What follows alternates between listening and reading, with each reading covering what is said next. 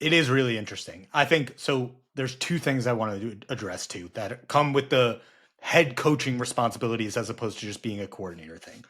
I think one of the things that defined the Robert Saleh tenure and one of the things that they're immediately trying to address in this Aaron Glenn tenure was penalties and lack of discipline. And so I just went back and looked up Jets penalties per season to see if, because I don't necessarily, like off the top of my head, I don't remember that being a defining characteristic of the Gase tenure, but that could just be because, again, expectations were so low and like by the end of it, it was like, who gives a shit, right? Like, who cares if we're getting penalized so much in the 2020 season? We're trying to tank for the number one pick.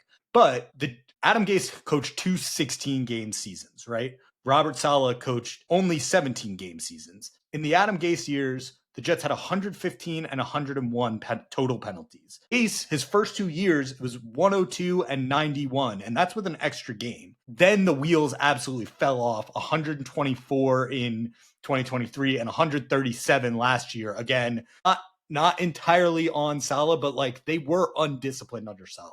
And so I do think that lack of discipline, some of that lack of tough coaching probably ended up doing him in, but I don't know that it was that much better under Adam Gase.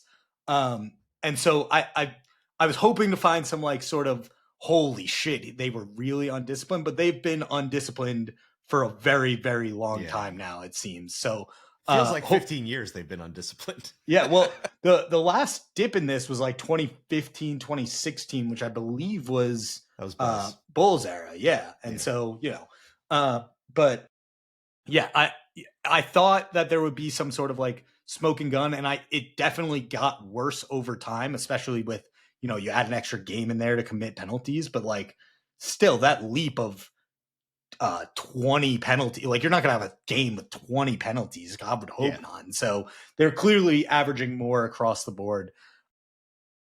And and I think, again, I'm not trying to like completely overstate how good of a coach Robert Saleh was in any sort of way. I just think he underachieved the bar was on the floor for Adam Gase, where now we can look back and be like, maybe our expectations should have been lower for Saleh. But I feel like he is the bigger disappointment, not necessarily the worst coach.